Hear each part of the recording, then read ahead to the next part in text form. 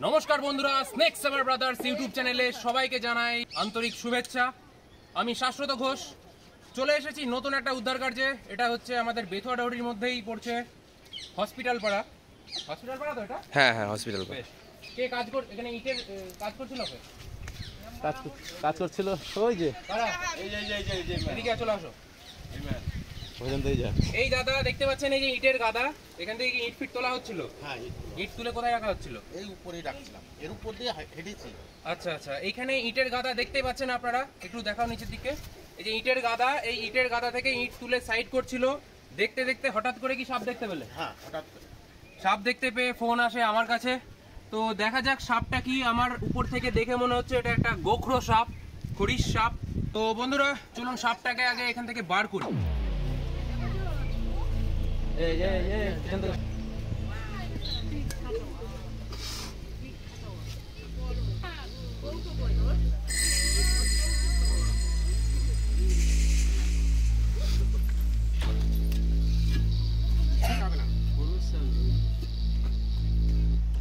সাপটা খোলস ছাড়ছে, যে কারণে আমার হাত থেকে পিছলে ওর খোলস উঠে যাচ্ছে। ওর গাটা দেখতে পাচ্ছেন বন্ধুরা, খোলস কিভাবে উঠছে দেখুন।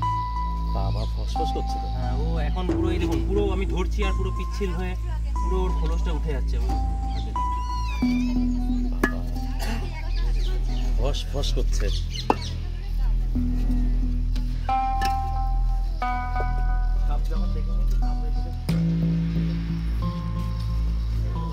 দেখুন বন্ধুরা, গোখরোটা খুব বেশি বড় সাইজের না, কিন্তু এইরকম ছোট সাইজের গোখরোই কিন্তু বেশি ভয়ঙ্কর। কারণ আপনাদেরকে বলি, একটা ম্যাচিওর বড় গোখরো সাপ সে কিন্তু তার বিষ ঢালার সম্পর্কে তার আইডিয়া থাকে যে কতটা বিষ ঢালতে হবে। একটা মানুষ তার শিকার না, সেটা সে জানে।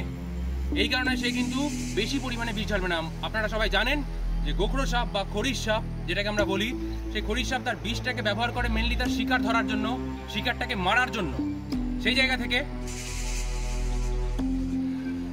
থেকে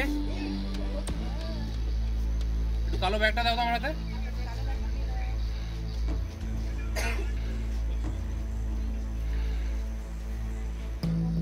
দেখতে পাচ্ছেন বন্ধুরা, কালো ব্যাগ যেই আমার হাতে এলো, দেখুন ওর রূপটা আরো চেঞ্জ হয়ে গেল। কারণ সাপ ব্ল্যাক অ্যান্ড হোয়াইট দেখে, সাপ কোনো সময় কালারফুল দেখে না। আপনি যেটা এই যে নীল গেঞ্জি পরে আছি, আপনি দেখতে পাচ্ছেন আমাকে নীল গেঞ্জি পরে আছি, মাথায় ফেটটির রংটাও দেখতে পাচ্ছেন লাল রঙের। এ কিন্তু সেটা দেখতে পাচ্ছে না, এ সব কিছু নেগেটিভ দেখে। ফিল্মের যে নেগেটিভ হয় সেই নেগেটিভের মতনই দেখে। দেখতে পাচ্ছেন সাপটা এখন কিছুটা দুর্বল থাকবে, যেহেতু ওর গা দিয়ে পুরো খোলস উঠছে, ও এখন খোলস ত্যাগ করছে। আপনারা জানেন বন্ধুরা, একটা সাপ সারা জীবন ধরে খোলস ত্যাগ করে, গড়ে 3 মাস পর পর খোলস ত্যাগ করতে থাকে। কারণ হচ্ছে সাপের শরীরটা বৃদ্ধি পায়, যত বৃদ্ধি পায় তত ওর খোলস ত্যাগ হয়। জন্মিয়ে থেকে ডিম ফুটার সময় থেকে এরা কিন্তু গড়ে 3 মাস পর পর যতদিন মৃত্যু হয়, একটা সাপ গড়ে 20 থেকে 23 বছর বাঁচে। সেই যতদিন বাঁচে ততদিনই এ খোলস ত্যাগ করতে থাকে। সাপটার খুব বেশি হলে 1 থেকে 2 বছর বয়স, তার বেশি না। ছোট সাইজের সাপ, 2 বছর না, হয়তো এর আগের সিজনেই বেরিয়েছে। এই বর্ষাতে ডিম ফুটে বেরোচ্ছে বাচ্চারা, হয়তো এর আগের বর্ষাতেই বেরিয়েছে। দেখতে পাচ্ছেন বন্ধুরা, আমাদের ভারতবর্ষের সব থেকে বেশি যে বিষধর সাপটা পাওয়া যায় সেইটা হচ্ছে এই ইন্ডিয়ান স্পেকটেকল কোবরা।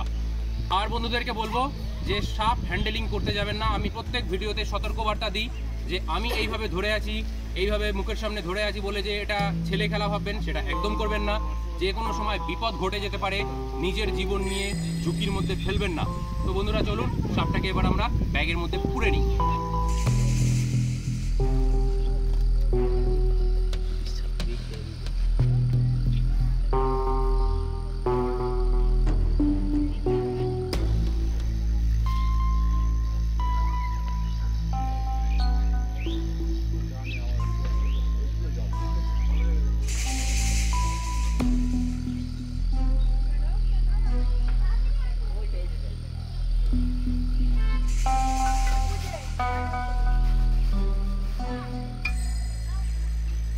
দেখতে পেলেন বন্ধুরা, এখান থেকে মোটামুটি একটা 1-1.5 বছর বয়স্ক একটা ইন্ডিয়ান স্পেকটেকল কোবরা রেস্কিউ হয়ে গেল।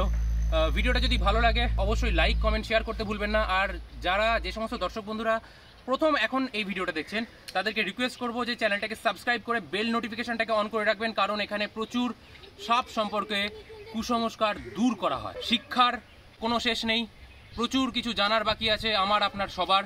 আমার যতটুকুনি শিক্ষা আছে আমি চেষ্টা করব আপনাদেরকে সচেতন করার, সাপ সম্পর্কে কুসংস্কার দূর করার। পাশে থাকবেন, ভালো থাকবেন। আবার দেখা হচ্ছে সাপটাকে যেখানে রিলিজ করে দেবো সেখানে। বন্ধুরা দেখতে পেলেন আজকে সকালবেলাতেই একটা ইন্ডিয়ান স্পেকটিক্যাল কোবরা আমরা রেস্কিউ করলাম বেথুয়াডাহরি হসপিটাল পাড়া থেকে।